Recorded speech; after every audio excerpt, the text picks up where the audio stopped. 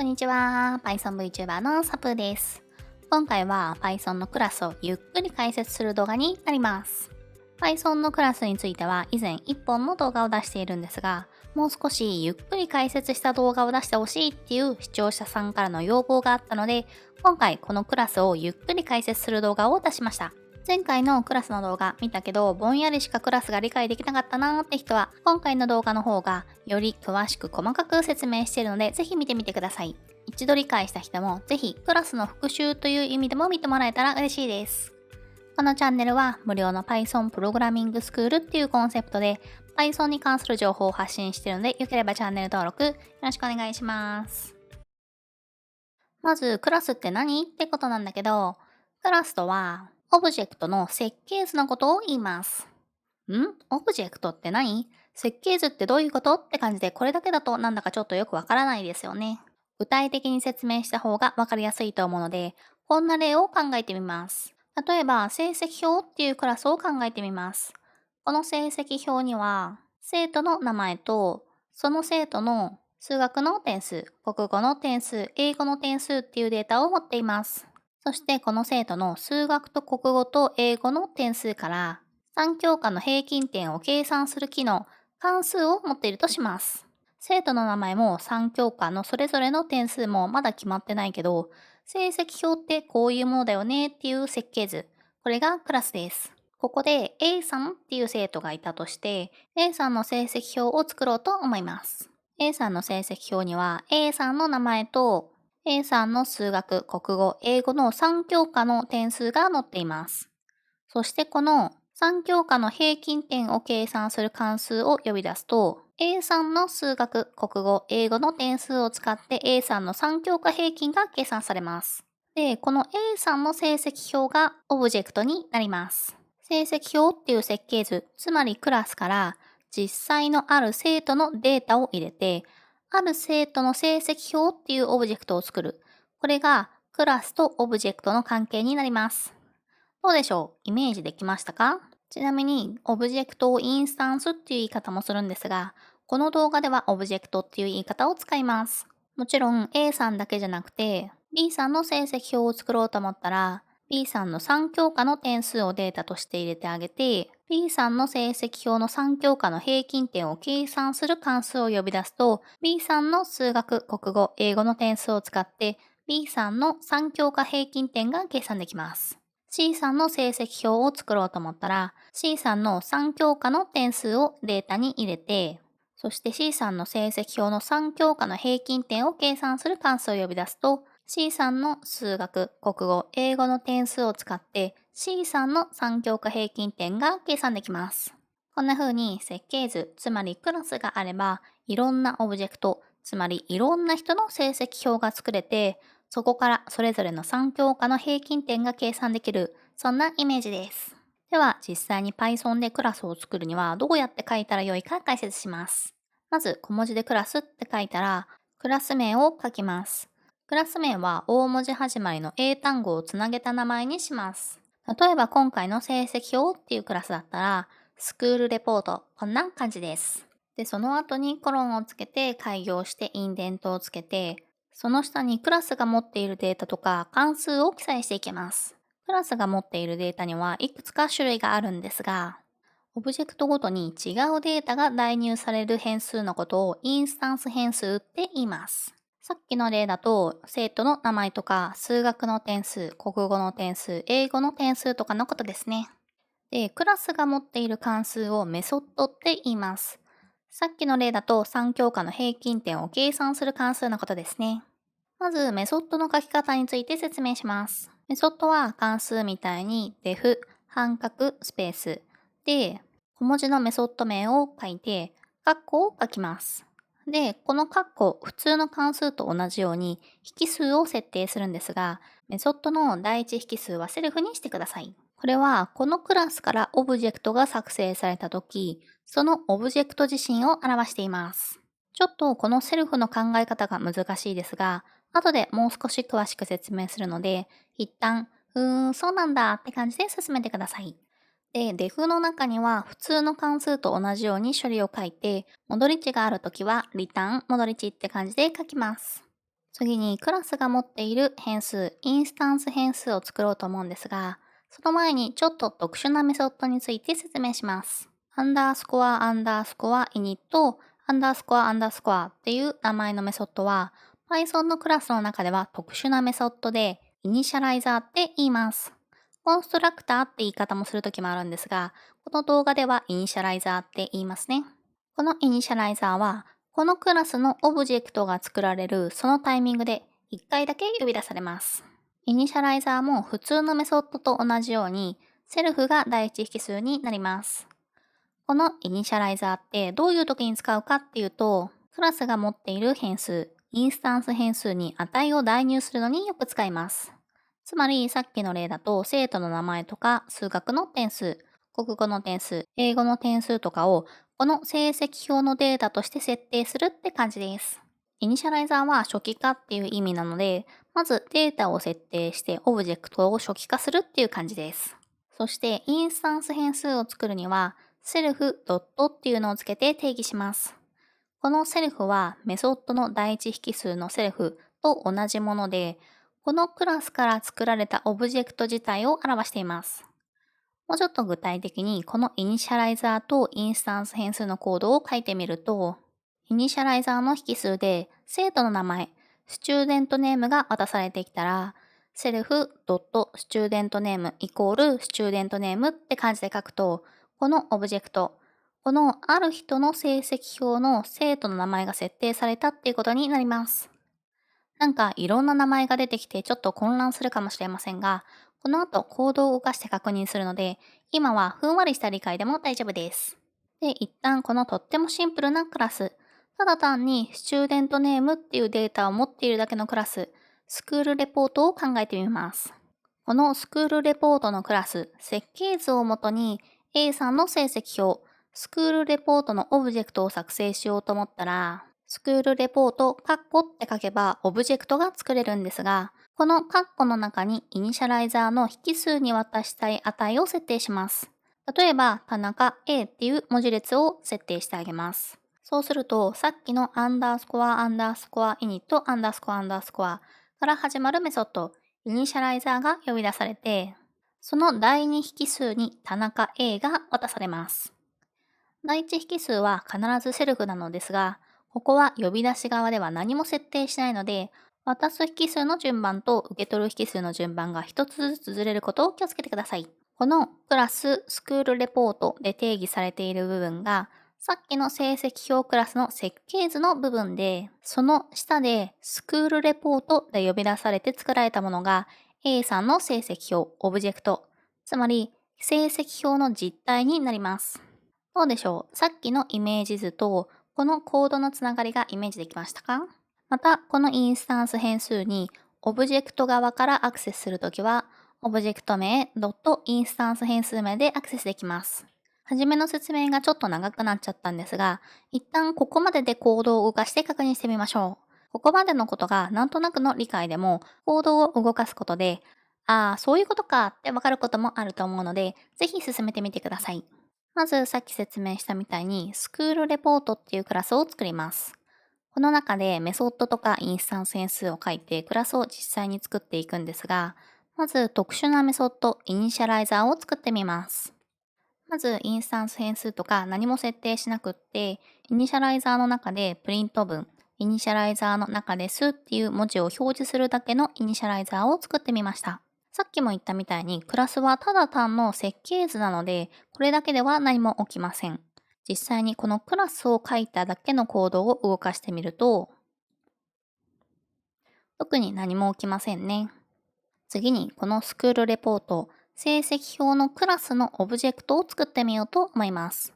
スクールレポート、こうやってスクールレポートのオブジェクトを作って SR っていう変数に代入します。これを実行してみると、オブジェクトが作られたタイミングでイニシャライザーが呼び出されて、このプリント文が実行されたことがわかりますね。次にインスタンス変数を使って値を設定してみます。イニシャライザーの引数にスチューデントネームっていう引数を設定して、イニシャライザーの中でセルフスチューデントネームイコールスチューデントネーム。これは引数で渡された値ですね。これを設定しました。ここの名前は必ず一致していないといけないっていうわけではありません。例えば、こんな風にネームっていう風にして、インスタンス変数、スチューデントネームに代入しても全く問題はありません。今回はわかりやすくインスタンス変数の変数名と引数の名前を一致させておきます。そしてこのイニシャライザーの引数、スチューデントネームに値を渡すには、オブジェクトを作るときに渡したい値を引数に設定します。今回は田中 A っていう文字列にします。で、このオブジェクト SR から生徒の名前であるこのスチューデントネームにアクセスするには、オブジェクト名、ドットインスタンス変数名でアクセスすることができるので、これをプリント文で表示してみます。では、この状態で実行してみると、この SR っていうオブジェクトのスチューデントネームに田中 A が入っていることがわかりますね。ちなみにさっきも言ったみたいに、セルフはオブジェクト自身を表してみます。よく見てみると、このインスタンス変数へのアクセス、オブジェクトドットスチューデントネームは、このクラスの中では、オブジェクト自身とドットスチューデントネームっていう風になっているのがわかりますね。次に A さん以外の成績表のオブジェクトも作ってみましょう。B さんと C さん、それぞれの成績表のオブジェクトも作ってみて、それぞれのスチューデントネームも呼び出してプリント文で表示してみます。A さんの成績表は SR アンダースコア A。B さんの成績表は SR アンダースコア B。C さんの成績表は SR アンダースコア C です。それぞれのスチューデントネームを呼び出してあげると、ちゃんとそれぞれオブジェクトを作るときに指定したスチューデントネームの値が表示されていますね。で、これだけだとクラスって何がいいんだかあんまりよくわからないですよね。イニシャライザー以外の普通のメソッドの中でインスタンス変数を使うようになると、クラスについてもっと分かってくると思うので、次は普通のメソッドの中でインスタンス変数を使う方法について解説します。まずさっきのスクールレポートクラスに普通のメソッドを作ってその中でインスタンス変数を使うような形に直してみたいと思います。生徒の名前、スチューデントネーム以外に数学の点数、国語の点数、英語の点数のインスタンス変数を作ります。さっき説明したスチューデントネームと同じ書き方ですね。次にこのインスタンス変数に設定した3教科の点数を使って3教科の平均点を計算するメソッドを作ってみようと思います。キャルクアベレージスコアっていう名前にしてイニシャライザーと同じように第一引数はセルフにします。3教科の平均点なので、数学の点数足す、国語の点数足す、英語の点数を3で割ったら平均点が出ますよね。で、この時自分が持っている数学と国語と英語の点数であるインスタンス変数にアクセスするには、セルフドットインスタンス名でアクセスします。なので、一度3教科の合計点、サムスコアに、セルフマススコア、数学の点数と、セルフ JP スコア、国語の点数と、セルフイングリッシュスコア、英語の点数を全部足してあげたものをまず代入してあげて、で、そのサムスコアを3で割った値をアベレージスコア、平均点として代入してあげて、最後にこのアベレージスコアをリターンで返してあげます。で、このメソッドをオブジェクトから呼び出してあげるには、オブジェクトを作成したら、オブジェクト名、ドット、メソッド名、カッコでメソッドを呼び出すことができます。さっきのオブジェクトを作成するときとちょっと違うのは、数学と国語と英語の点数をインスタンス変数として作成したかったので、イニシャライザーの引数で渡してあげる必要がありますね。A さんの成績表のオブジェクトを作るときは、A さんの名前と A さんの数学の点数、A さんの国語の点数、A さんの英語の点数を引数に渡してあげて、その作ったオブジェクトのキャルキュアベレージスコアを呼び出してあげると、A さんの3教科平均点が取得できるっていうことです。では、実際にコードを動かして動きを確認してみましょ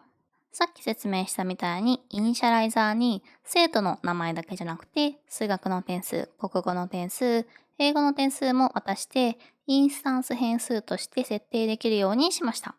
そして3教科の平均点を計算するメソッド、キャルキュアベレージスコアを作りました。自分が持っている数学の点数、つまりここに代入した値と自分が持っている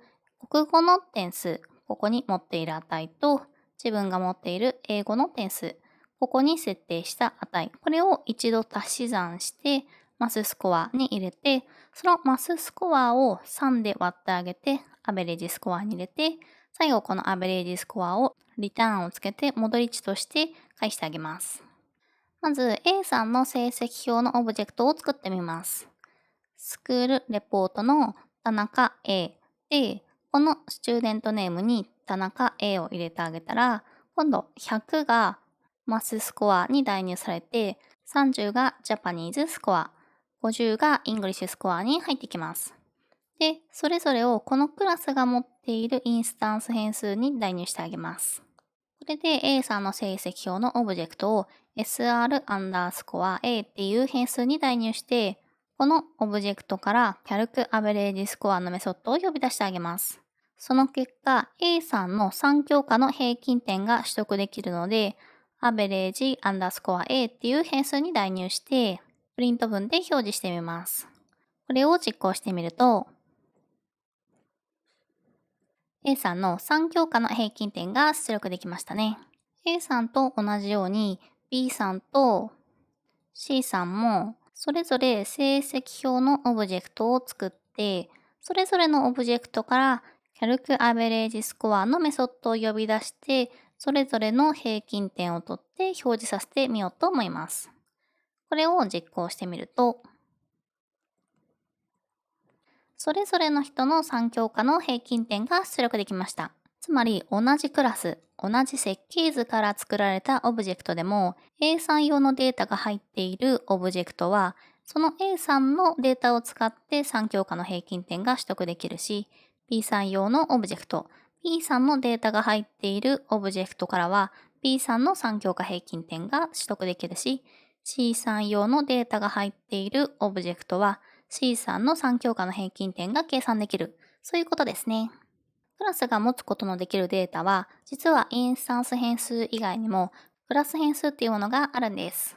これは何かっていうと、そのクラスのオブジェクトで共通した値を持ちたいときにクラス変数を使います。つまりさっきの例だと、A さんの成績表も B さんの成績表も C さんの成績表も共通で何か同じ値を持ちたいなーって時にこのクラス変数を使います。具体的には、例えば学校の名前をクラス変数で設定する方法を考えてみます。この成績表はサプー中学校っていう学校で使われていて、A さんも B さんも C さんもサプー中学校っていう学校にいるとします。この成績表には学校名としてスクールネームっていう変数にサプー中学校っていうデータが設定されているとします。クラス変数はメソッドの外に書きます。クラスの中でメソッドの外であればどこでもいいんですが、クラス名のすぐ下に書くのが一般的です。クラス変数はインスタンス変数と違ってセルフドットをつけません。こんな感じでクラス変数名イコール値って感じで設定します。クラス変数はインスタンス変数と違ってクラス名ドット変数名でアクセスしたり変更したりすることができます。ただし、クラス変数はクラスの中で定義して値を設定したら変更しないのが一般的です。もしもクラス名ドット変数名にアクセスして値を変更すると、それまでのそのクラスから作られていたオブジェクトも、これから作るオブジェクトも、すべてのクラス変数の値が変更されるので注意してください。また、クラスの中でクラス変数にアクセスするには、セルフドットクラス変数名でアクセスできます。ちょっと混乱するかもしれないので、簡単にインスタンス変数とクラス変数についてまとめてみます。インスタンス変数はオブジェクトごとに違う値を持っている変数。例えば数学の点数とか生徒の名前とか、それは A さん、B さん、C さん、それぞれ違いますよね。クラス変数は同じクラスから作られたオブジェクト同士で共通した値を持っている変数です。さっきの例だと学校名になって A さんも B さんも C さんも同じ学校名になります。インスタンス変数はオブジェクトからアクセスするときは、オブジェクト名インスタンス変数名でアクセスして、クラスの中、つまりメソッドの中でアクセスするときは、セルフインスタンス変数名でアクセスします。クラス変数はクラスの外からアクセスするときは、クラス名クラス変数名でアクセスできて、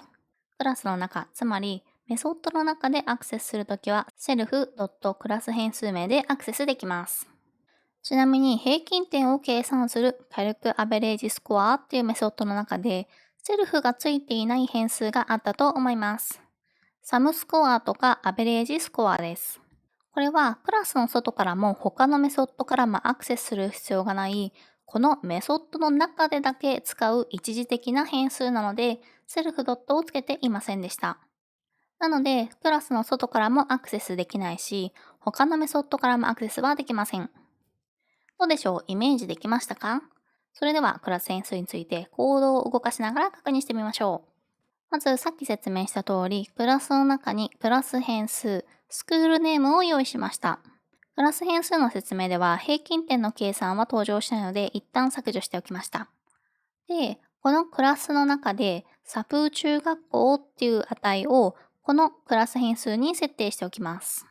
このクラス変数にアクセスするには、オブジェクトを作らなくてもアクセスできて、スクールレポートスクールネームでアクセスできます。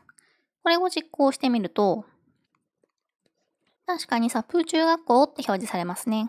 クラスっていう設計図に直接書かれているデータなので、オブジェクトを作らなくても設計図からそのまま読み取ることができるっていう感じですね。このクラス変数はオブジェクトからもアクセスできます。一度 A さんの成績表のオブジェクトを作って、このオブジェクトからスクールネームにアクセスしてみると、同じようにサプー中学校って出ましたね。さっきも言ったみたいに一般的にはクラス変数を後から変更することってあんまりないんですが、一度 A さんの成績表のオブジェクトを作った後に、クラス名クラス変数名で、今度はサプー高校って感じで学校の名前を変更して、もう一度 A さんのオブジェクトのスクールネーム、学校の名前を表示してみようと思います。これを実行すると、はじめのプリント文では中学校だったんですが、このサプー高校を代入すると、以前に作っていたオブジェクトであったとしても、このクラス変数が変わっていることがわかります。最後にちょっとだけ平均点を計算するメソッドの中で使われる一時的な変数についてちょっと動きを確認してみましょう。この平均点を計算するメソッドの中で登場するサムスコアにアクセスできるか確認してみます。A さんの成績表のオブジェクトを作って、Calc Average Score 平均点を計算するメソッドを呼び出して、一度呼び出した後にこのオブジェクトの Sum Score、ここにアクセスできるか試してみます。これを実行すると、こんな風にスクールレポートのオブジェクトにはアトリビュート、サムスコアのアトリビュート属性がないよっていう風に言われちゃいました。でも、このサムスコアにセルフドットをつけてみると、これで実行してみると、今度は3教科の合計点、サムスコアにアクセスすることができました。こんな風にインスタンス変数をイニシャライザー以外のメソッドの中でも作成して値を設定することができます。今回の動画の内容は以上になります。一度やった内容ではあるんですが、前回の動画はかなりいろいろな説明を飛ばしながら説明しちゃってて、あんまり親切な動画じゃなかったかなっていう反省を踏まえて、今回リメイク版として作ってみました。もちろんクラスの機能はこれだけじゃないので、実は次回の動画はこのクラスの機能の続きをやっていきたいなと思っているので楽しみにしててください。もしも内容でよくわからないことがあればコメント欄に質問いただけたらできる限り回答したいと思います。この動画が面白いと思ったら、いいね、チャンネル登録してもらえたらとっても嬉しいです。Twitter もやってるのでよければフォローお願いします。それではまた次回の動画でお会いしましょう。バイバーイ。